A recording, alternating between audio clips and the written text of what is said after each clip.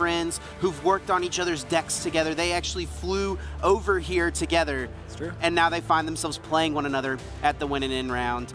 A lot going on in this match, and both of these guys I know very badly wants to make it into day 2 and very badly wants to find themselves as an international champion. I think, fun fact, Jon Eng currently has the highest streak of conversions into a second day at an IC. I believe it's 5 consecutive right now. Yeah. So trying to make that 6, I believe he is tied currently with 1 person, so that would actually break him into that, as I believe, again, don't quote me on this, but the person, I don't know if they did attend this one. I would have to double check again, but this is big for both players too. It's not to say Isaiah doesn't want this either.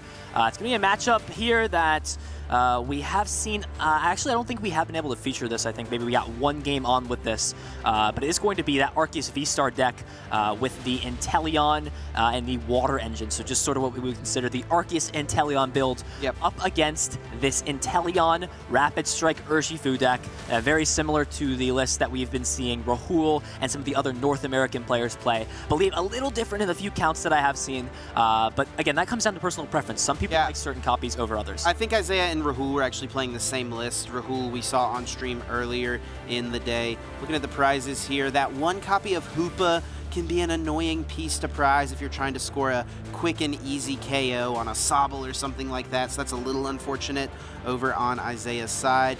Nothing too bad, I don't think, for Jon. Isaiah did prize that second Urshifu VMAX as well, so things that he'll have to work through. These players are both outstanding competitors, and I know they want this win so badly. It feels bad to play your friend, but hey, all friendships are off when it comes to this final match. Yeah, when money's on the line, when championship points are on the line, when there is so much, even a shot at that trophy, you gotta give it your best as we are ready to get into things here. Game number 1 between Isaiah and Jon. Sobble starts for both players. Let's get into this. This is going to be an awesome set as we work through everything. Looks like we're going to have Jon starting things off, has a level ball, but it looks like there's actually no way to get an Arceus down, let alone, and that's actually a big deal, has the energy. Looks like a lot of double turbo energies, but missing that is a huge deal, especially in a matchup where you're going to constantly be facing pressure from weakness and your Dunsparces are never safe. Yeah, this is going to be an interesting matchup to navigate for Jon. You need to get that Dunsparce in play. It'll protect your Arceus from the fighting type of Urshifu VMAX.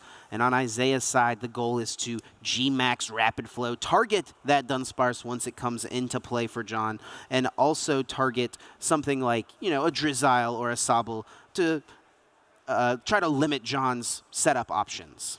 Yeah, just checking through the deck, seeing what's prized, what is available. And yeah, no brainer here. It's just going to be the Sobble again grabbed, as looks like, again, not too much things. One thing interesting to note that Jon is actually playing the Cry of Destruction Yveltal. We haven't really seen that a lot. Yeah, I don't think it's super important in this matchup. Usually when Isaiah's attaching those Rapid Strike energies, they're being discarded. But a very cool tech to see included in this list. Obviously a very good option against something like Mew VMAX. Yeah, a lot of options indeed. Gets the energy attachment down, but not really what you want. Or rather, what Pokemon you want. And here we go. We now get into this position where Isaiah is on the front foot. Keep Calling is a great attack to use in the first turn. Gonna go ahead and play the Bird Keeper. No need to switch those Sobbles. It's the same Pokemon. So indicating they both came down on the same turn on the first turn. And a few good cards there. Finds Palpad, not what you want to see this early on, but does find a Rapid Strike energy. So there's potential to possibly pull off a Raihan play. I think you're pretty safe to maybe go in and grab the Urshifu at this point because there is nothing threatening a hit. No pressure at all. Point. Yeah. Yeah, nothing on Jon's end that would pressure in Urshifu at all. I mean, Sobble, well, I guess you could get in there with Drizzile and use a Water Drip or something like that, but certainly not the play to go with. Really unfortunate slow start for Jon. Isaiah is capitalizing, though. Keep Calling, not too bad. Yeah, it looks like eyeing up the Sobble as well as potentially 2 Rapid Strike Urshifu V. It's kind of where you got to debate, what do I want to get down into play this turn? What do I want to get down otherwise? I think most people would say, oh, just grab the double Sobble. You only need the 1 Rapid Strike Urshifu V, but there's always plays, there's always possibilities. Isaiah's going to think this through, make the best route of play. Has a lot of options to work with. Really, it's just waiting for that Dunsparce to come down, and as soon as it hits the play, Isaiah's going to be trying to find the exact way to either take a knockout with it, with something like G-Max Rapid Flow, or even bossing it up and taking a knockout with a weaker Pokemon like Hoopa. Unfortunately, in the prize cards, but there are multiple ways to take care of this Dunsparce. It is not as tanky, nearly as tanky as these other Pokemon. Isaiah does opt for the 2 Urshifu, having both available. Of course, 1 VMAX was prized, we saw, but once that prize gets taken, that's a pretty quick and easy evolution to throw down. Yeah, absolutely, and it looks like after the shuffle, action will be back on to Jon. Starting things out, does at least have the evolution incense to go ahead and grab pieces. Looks like there are a few supporters, I think the boss, research, and Marnie in the hands as well. But with all those double turbo energies in play, I'm sure something like a research will not be the play to get rid of all those pieces. So this is where we've got to figure out, if you're Jon, what option do you grab off of this, and do you even evolve the active? I like first evolving the bench. You have the potential to, at worst, if you miss something, keep calling again. It's a little bit risky with those 2 Urshifu already on the bench to go for something like an acceleration attack on that Arceus in order to power something else up, especially if you don't have Dunsparce in play. A Trinity Charge from Jon here could be pretty good. You got to hope to find the Dunsparce on the other end, otherwise your Arceus could just be KO'd right away. But if you do get the Dunsparce in play and you're not taking a knockout, you can use Trinity Charge very safely because you know G-Max Rapid Flow is not possible from Isaiah's board unless a KO happens. Unless you knock out this Sobble, then Raihan into the G-Max Rapid Flow is definitely a possibility. So using Trinity Charge could be a safe bet for Jon here, as long as Dunsparce hits the field as well. That's the question. Looks like has the double turbo energy already, and it looks like there is the Marnie. So okay. Both players will shuffle back. I know Isaiah had a few pieces in that hand that he really liked after he built that up with the Bird Keeper as well. And Jon here is leaving the option to either keep calling, like you mentioned, or retreat and then use Trinity Charge, depending on what these 5 cards yield from the Marnie. 5 cards for Jon, 4 for Isaiah. This is where we got to see some solid pieces. Path is not a great option in this matchup. There are, I believe, no Pokemon V on Isaiah's side that gets stopped, so there's no reason to shut off your own V-Star power. Yeah. Isaiah is more than happy to leave that Path to the peak in play, especially if Starbirth has not been used yet. It looks like there is a Quick Ball and does have the Arceus V-Star for the following turn, so there is the option for that play to grab the Dunsparce, but at that point, if you're only going to be accelerating 1 energy onto your active, is it really worth letting it take a hit regardless? I can't tell if that last card is Scoop Up Net. It may be. Something Jon could do if it's a Scoop Up Net is go Quick Ball 4 and Arceus V, and then still Trinity Charge, spread some energies around, and then you have Scoop Up Net to reset the Drizzile. You could go ahead and pick it up so that you're guaranteed to keep at least one of your Sobbles, since G-Max Rapid Flow isn't possible this coming turn. Looks like the last card is an Ordinary Rod. And that is not a Scoop Up Net. So. Unfortunately, I think he would like it to be a Scoop Up Net. Sure. It means he would be able to reuse that Drizzile, but Quick Ball, he's going to settle with that. We'll at least have some consistent options next turn with Starbirth to find the pieces needed, but for now, this is where you got to decide, is it even worth putting Dunsparce in play this turn? If you do, you protect this from a play like a Retreat Energy Boss. The VMAX comes in. I have to imagine you need to get this in play, especially if you already have the Rod in hand. At worst, you can just shuffle it back in. The Rod is there so you can reuse Dunsparce in this match. Right, that's the idea. You see these Arceus lists, a lot of players have chosen to include Clara, which is a similar effect to Ordinary Rod, but the cards go to your hand. But Clara, of course, being a supporter means that you can't play a different supporter that turn. Ordinary Rod is a little bit more restrictive since you have to put the cards back into your deck. It's the same effect as Clara, just going back to the deck, but it means that you can then use Research or something like that to dig for the cards that you just shuffled back in with the Rod. Looks like Arceus V is the selective option here for Jon. I think this play is fine too. I think either one. You really don't want to put Dunsparce into play if you're not getting value out of it, because that is the perfect opportunity that Isaiah wants to pounce on this and take a knockout. So this is where things are going to get interesting. We'll use the Keep Calling. Yeah, so Keep Calling will grab the last 2 Sobble out of the deck. I don't think I saw any of them prized. No, so there are no prized. So there is technically the option to keep this bench space open so that you have room for Dunsparce, but Scoop Up Net allows you to play around that. So there are plenty of options to look at. So this is really where, oh no, it looks like just opted to grab just the 1 Sobble there. Yeah, which I think you want to leave that spot open for the Dunsparce. Even though this Sobble in the active may go down, it still makes sense. Absolutely, looks like going to go ahead and find Drizzile off of that level ball. And Scoop Up Net right before grabbing Research. Can play the Scoop Up Net, reuse it, and this will pretty much guarantee maybe something like an Evolution Incense to grab the VMAX. There it is, Evolution Incense, going to be able to grab the Urshifu VMAX. And this is where Isaiah has to decide, do I want to go in aggressive now? Do I want my first hit to be onto an Arceus? Won't be able to get the Boss Plus energy, didn't have that combination of cards. They get Marnied out of it, so this will be really interesting to see what these cards warrant for Isaiah and what lines of play he decides to go for. Yeah, I think if Isaiah off of the 4 cards and Marnie plus the top deck had gotten the boss plus the Urshifu plus the energy, John would have been like, okay, bud, like you're just guaranteed to at this point. It's like, why am I even playing this one? So Isaiah had to work a little harder for it. Just has to play it slow, go with the research. KOing Sobble here is still okay, but it does put your Urshifu in harm's way. So Isaiah's going to choose not to worry about that and just be patient, set up this Urshifu on the bench. And I think that's a really smart decision, because KOing the Sobble doesn't really help you at all, and then you're just leaving your Urshifu up there to easily be KO'd, or hit really hard, I should say, by a Trinity Nova on an Arceus V-Star. Leaves you up to a lot more options. Really committing this to the active just to get swung into, plus a bench Dunsparce would probably be what John would like, but again, by playing this a little bit slower, you give yourself more options to work with, and this is where it's going to start to get interesting. Who is going to be the first one? It's sort of a cat and mouse game, right? Who wants to take the first hit in? And most of the time, I mean, one random thing that comes to my mind is back when Gardevoir GX was popular in that mirror match. I remember that whole matchup was who builds their Gardevoir GX up to be the biggest, and then whoever swings into it. Who's the first one to hit, yeah, right? the swings and takes a knockout into it was that entire matchup. It's obviously 2 different decks, so it's not the same as a mirror match, but that same concept still applies here, as we do see the Energy Search is going to grab that basic Dark out of the deck, put into hand. And this also lines up in play for a Moltres to come down at some point. And you're not really fearing the Moltres being targeted, so there could always be a preemptive Malevolent Charge, which could be a smart play from Isaiah to not have to worry about that later if you get Marnied or put to a low hand size. John, I do believe, had multiple Arceus V-Star in the hand, so these can hit the field pretty quickly. We could see a Starbirth right away to set up whatever John wants, either a Melanie to get, you know, the energy retreated off the active and then accelerated. You could also, of course, find a supporter for the turn, something like a Research instead of the Melanie. You could also just get an energy. And then also Dunsparce is going to be the key card to find this coming turn, either through a Quick Ball or just searching it out manually with Starbirth. This is an excellent top deck, and Drizzile has the ability to now maybe get the boss's orders off of this, and then you can Starbirth for the basic energy and the boss's orders to get that first hit into the VMAX. Or you can just find maybe Dunsparce and a supporter card like Research to draw through the deck, get more cards. So there are a lot of options to work. It's always like a tough call using your boss's orders super aggressively on a Pokemon with so much HP. You want to get a hit on it, obviously, but if you get the first hit and you know your opponent plays Cheryl, which John is definitely aware that Isaiah has Cheryl, Isaiah can respond to that play by just healing all of that damage off, and then John effectively played a boss for nothing since all of that damage gets healed away.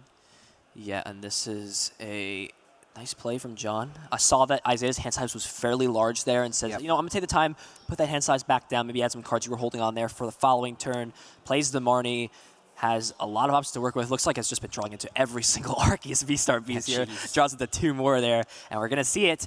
There is the Starbirth V-Star power. Any 2 cards out of the deck. I have to imagine you're maybe seeing the Dunsparce and the combination of either a way to potentially recover at the following turn, or maybe something like, there's a lot of options to work with. It looks like there's not really much going on for the hand after this, so that could be something, a draw supporter, or Drizzile gives you more options after you work off your prizes. Yeah, it could grab a scoop up net or something like that, so you can guarantee pick up either of these Drizziles. The problem could come if Isaiah targeted down the Sobble on the bench, so John needs to keep all of these things in mind when deciding what to grab with this second piece of the Starbirth V-Star power, and Research bringing to the front of the deck is a decent option. Also, Evolution Incense works since you're guaranteed to have at least one of these Pokemon remaining in play next turn between the 2 Drizziles and the Sobble. Yeah, giving yourself more options is always a good idea. There's the Dunsparce, there's the basic water energy, and it looks like hey, I've done my job. It's not necessarily that I'm slowing you down. It's more so that I'm denying you access to that stadium card. Normally what stadiums are there for, right? To control the battlefield and get the other stadium out. The stadium meta has sort of evolved to be a lot more disruptive right now. We have Collapse Stadium. We have Path to the Peak, a lot of more disruptive stadiums. But regardless, John going to take the first knockout here in game number 1, the solid promotion. And this is on Isaiah now. What does he find? Needs to find the Rapid Strike energy. Have to assume you're going after that Dunsparce as soon as possible. Definitely what you want to target down pretty quickly. Looks like Isaiah is playing a Quick Ball.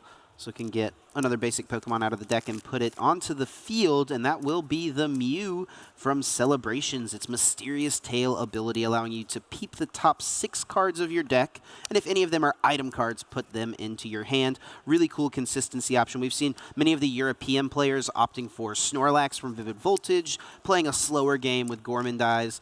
And this is kind of Isaiah's strategy, is instead of that Snorlax using the Mew. And that's a pretty slow turn there from Isaiah, all things considered. Marnie really bricking up Isaiah, unable to find any pieces, no Level Ball, Incense, any way to search out a supporter card. And this is where Jon has an opportunity. You know your opponent really doesn't have much going for them. If we can see maybe a Gust onto that Urshifu VMAX, there's a lot of different options to look at. And an Evolution Incense that was grabbed off of the Starbirth last turn, getting played, is going to eye up that Shady Dealings Inteleon. And you already see the boss being fanned at the top of the deck. Jon understands that he needs to put the aggression on now in order to win this game. Yeah, I actually wonder what Jon should boss his orders up. Do you ever boss the Mew whenever you know your opponent just did nothing on their turn? That's like the only out right now for Isaiah, is to send up the Mew and Mysterious Tail and hope to find something to get a, you know, an Inteleon or a Drizzile, something to draw out of this bad hand. So that is a reasonable option. Of course, hitting into one of the multi-prize Pokemon on the bench doesn't seem too bad either. I'm interested to see what Jon will do. Yeah, there's the boss's orders. You see Isaiah kind of throw his hands up in frustration, like, oh, this. Of course, this happens now, right? I think he was like asking which one do you Oh, want? yeah. Maybe joking, like, you want the V, right? Not the VMAX? Yeah, you want something else here, right? Yeah. But regardless, is going to be able to attack and deal 180 to this active Urshifu V. Also going to go ahead and check the deck, see if there's any energy left. It looks like there isn't anything, it looks like right now. Eyeing up. And this is a good turn to go for this play because you know Isaiah's hand was pretty weak last turn. So it's unlikely that a Cheryl will come out. That damage is more likely to stick, and you're more likely to be able to make a 2-hit KO happen. It looks like the Shady Dealings Inteleon that was Scoop Up netted, now evolving into that Drizzile. Shady Dealings going to grab the Palpad. We'll be able to put back this boss's orders and maybe another supporter right now, or hold on to it for later and maybe play the War of Attrition with some Sharon's Care shenanigans. It looks like this will allow Jon to make the Palpad decision based off of what the prize cards are maybe in future turns. You don't really necessarily need anything right now, and Isaiah's just going to concede. Wow, that's very surprising. I am very surprised to see that. Isaiah just feeling like this game is taking a long time. I'm not in the best spot. My hand is not looking very good. I'm just going to scoop this up and try to win a game 2 and force a game 3. Yeah, this matchup feels a lot faster than other things that I feel like I've seen, especially the last match we just came off of. Right. Complete slow match. And I must have been another bad top deck, and then you get in that point where, well, I've just promoted whatever, I don't have the options to do that. 15 minutes are gone. If I take 15 minutes for each other game like that, I'll have just enough time to finish it out. Again, a tie does not benefit either one of these players. That's kind of what it comes down to at the end of it. They need a win to advance in. I think a match point maybe puts them on the bubble for some top 120. Even that top 128 points seems like you're on the bubble for that. They want this win. They want to advance to day 2. Both of these players want to make it in, but there's more to consider as well. Getting top 128 does still earn you a lot of championship points, and these players are trying to secure stipends for the North American International Championship. So those type of things come into play when you're making these decisions of playing for a tie versus knowing you have to win that current game. Because if you know that if I take a tie this round, I'm still going to get a stipend to NAIC later on this year, it's kind of a tie you don't really mind. Yeah, it's super situational, right, to the player, what they're going for, what their idea is, what they're trying to accomplish.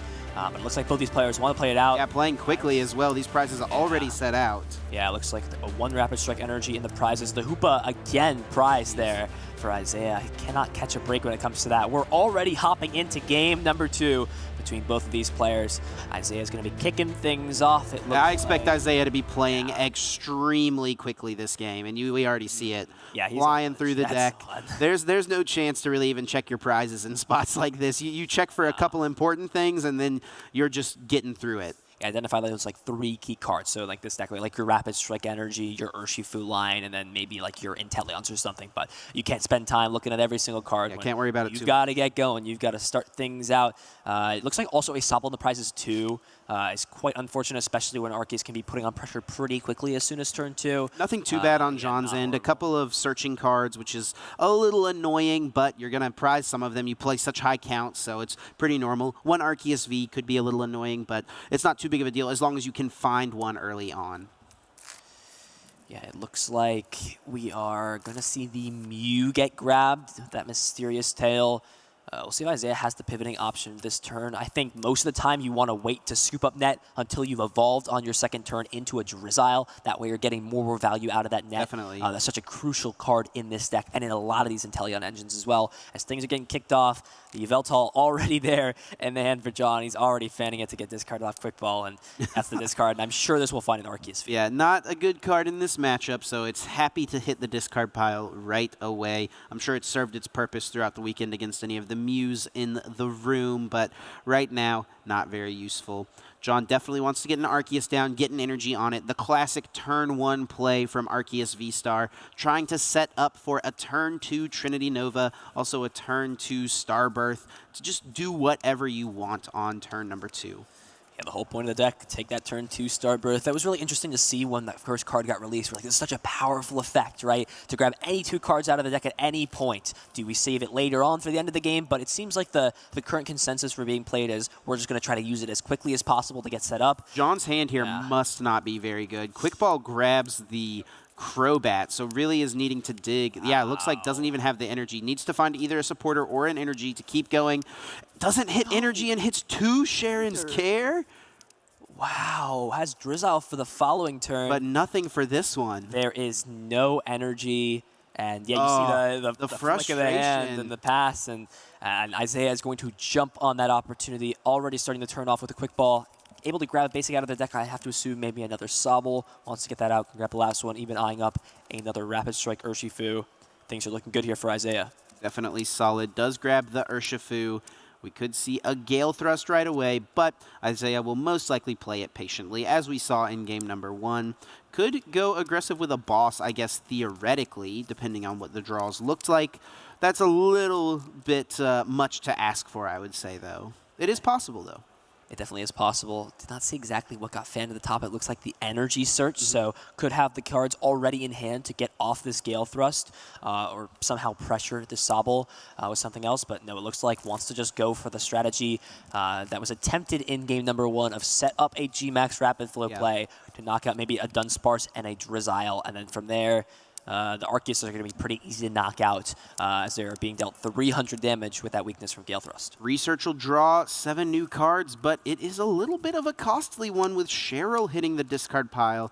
Isaiah will have the option to recycle that with the 1 copy of Palpad, but you're kind of at the mercy of either drawing into it or having to use one of your shady dealings to find it, and it's less than ideal to go out of your way to Palpad. You'd rather just kind of play that card when it comes to you. It's really a tough, an annoying card to feel like you have to search out. Yeah, we do see the Mysterious Tail. Going to go ahead and grab that Evolution Incense, and that is a perfect card to get that Rapid Strike Urshifu VMAX into play and ready for the following turn. I really like this card in this deck. Like the more I'm seeing this, the more games I'm featuring that we get to feature with the Mew. I feel like this card maybe even has a play or a place in a lot of other decks. So it'd be interesting to see after this event to maybe experiment a little bit with this. I know I might try to throw this in some decks and work around with it. It's pretty good with the Inteleon engine since it can search you your level balls, and Evolution Incenses, all these pieces that help you get into all your other draw support options. Absolutely. There's the Drizzile. Shady Dealing's going to go ahead and grab a trainer card out of the deck. I don't think there's any water in discard, so there's no play right now online for something like that. Melanie into the double turbo energy with the Arceus V-Star, which is a play that allows this deck to attack out of nowhere, so to say. But would need a few pieces to make that happen. If there's something like a water energy in hand, then things get a little interesting. But at this point, it really just comes down to what exactly is in hand still for Jon, what options are still available, and what do you really need to prioritize grabbing, and what do you have to like sort of bank off of finding off of something like a Starbirth V-Star power. Yeah, this can get the Arceus V-Star, and then you can use Starbirth, but then it makes things a little awkward because you can't use Trinity Charge with an Arceus V-Star. It has to be an Arceus V. So off your Starbirth, you would have to get another Arceus V and then, get a Scuba Net, find some way to switch into it, something like that. So things are definitely made a little bit awkward here for Jon. We'll still grab another Arceus V, so that's not too bad. Yeah, ended up grabbing that quick ball off of the Shady Dealings Drizzile. And it seems like there is a Scuba Net as well as a Marnie, so can utilize one more ability with that Drizzile. I have to imagine from that point, right, there potentially could have been the cards to get off this Melanie play, but maybe not guaranteeing it right away. There's a Scuba Net, though. Going to go ahead and rebench that Sobble. Has access to one more Shady Dealings with this Drizzile, and eyeing it up. Going to go ahead and search the deck out for another trainer, and it looks like this time it will be the Evolution Incense, and this will allow the Arceus V-Star to Arceus V to evolve into that Arceus V-Star, potentially using that. Yeah, we're seeing the Trinity Charge here for sure. Gonna just accelerate a bunch of energies, and this is a great turn as well because Marnie will be played. It'll disrupt Isaiah, and you can still use your Starbirth on the other end of the V-Star. So you get to make the decision of what 2 cards you want off of Starbirth based on what you draw here. Yeah, and because we found the double turbo just off the Marnie itself, there even is technically an argument to not you can hold it. I think if there was no double turbo, you obviously want to find that so you can go for this line of play. There's nothing else you really need this turn, exactly. It doesn't feel like. Yeah, it kind of sort of feels like the general rule of thumb as we're progressing through this format is if you've done what you've done, there's no reason to really go above and beyond. No reason to evolve more Drizziles, no reason to use these powers you get once per turn. As there we go, we see the Trinity Charge from the Arceus V. Is going to go ahead and throw 3 Water Energy onto that Arceus V-Star on the bench. Such a solid attack on that V Pokemon, especially in combination with that double Turbo Energy, just powering it up, and also not really giving a free switching out. You obviously don't want that Mute in the active still. It's going to get another Mysterious Tail off, but at the same time, it's better than just sitting there and not having a now fully powered up Arceus V-Star on the bench. See if Mysterious Tail can find some decent trainers. Evolution Incense or Escape Rope. It will be the Incense. Now, grabbing any Evolution Pokemon out of the deck. Drizzile's a decent option. Inteleon could be played here as well. Yeah, there's a lot of options to work with. I have to see maybe to try and find that Air Balloon onto the Mew. There is no real way that Jon can disrupt tool cards in this deck. Once a tool is on, it is just stuck on. There's no way it's getting off, and we do actually see that right away. There you go, the Air Balloon coming to the front of the deck off of the Shady Dealings Inteleon, as well as that Pal Pad, really prioritizing getting that share back. Like you said earlier, was a tough hit to get rid of that, but that's why Pal Pad's in here. Right. Go ahead and put more supporters back in the deck, either after you've had to unfortunately discard them off of research, or if you've already used them. And it also put back the research that Pal Pad did. So now off of the Shady Dealings, research can be grabbed. A fresh hand of 7 will be drawn by Isaiah. That's a bunch of different cards to work with.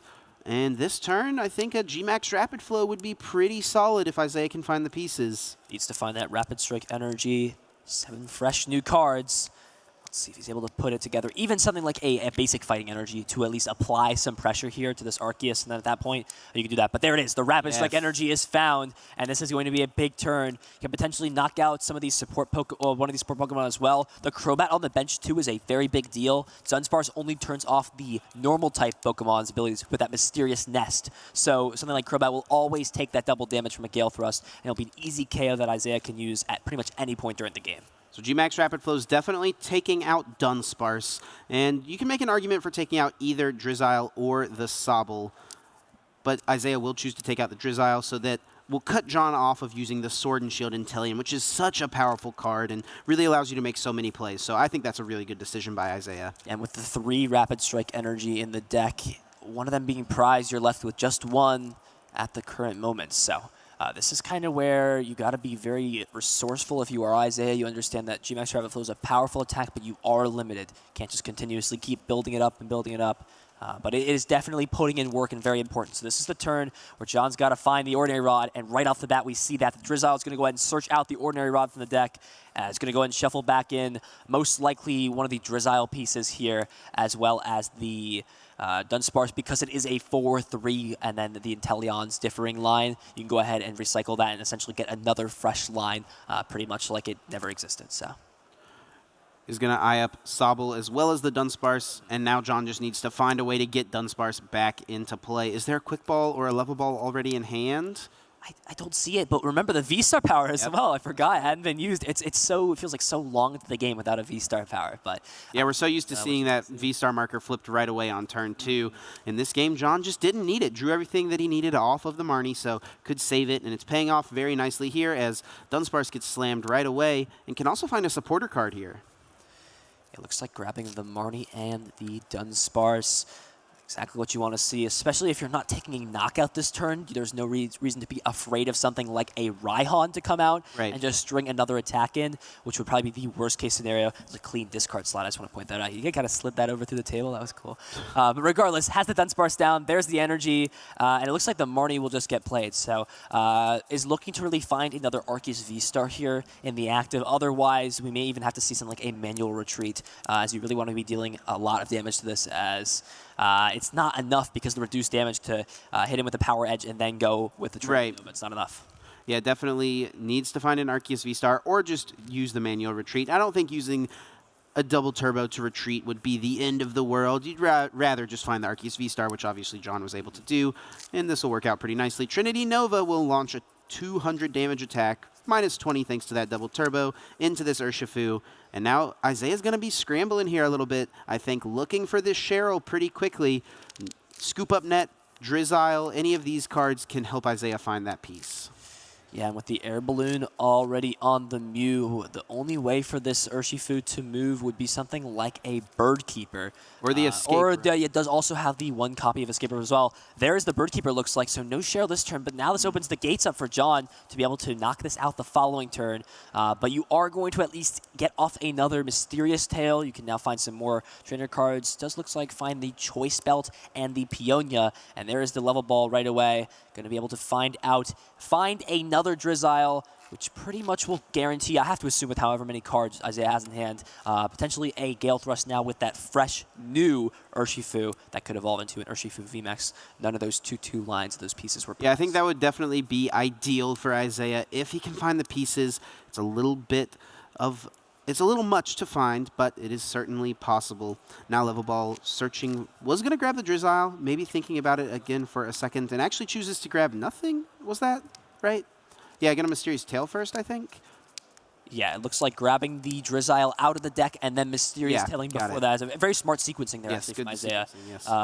Just wants to maximize the amount of item cards in the deck and see what his options are before playing a committal card like that Drizzile to search out something specific. It's the worst feeling if you search out a specific card. Has the Rapid Strike energy. Yeah, and look at that. Has the Rapid Strike energy right now, so he's going to go ahead and commit this and say, I'm going to invest into a Gmax Rapid Flow the following turn, and I value that. So this is going to be interesting to see what Jon's response is. You obviously want to go after that Urshifu VMAX that's heavily damaged, but this is where make sure you get the right one there. So is going to be able to get another Shady Dealings off. So Isaiah's been sort of chaining these off very, very quickly, and it looks like the Scoop Up Net is a very smart grab to now reuse that Shady Dealings Inteleon line as soon as, I believe, next turn.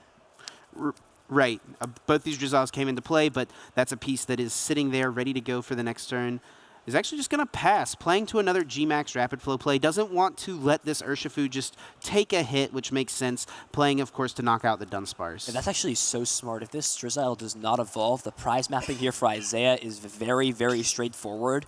Has the ability to take those 2 one-prize knockouts, and that Crobat V on the bench is very susceptible to being knocked out by a plethora of options. So this is a very smart line for Isaiah. I think identifies it, sees that there's no reason that something like that would ever be scoop-up netted, but we see right away already the Inteleon getting grabbed.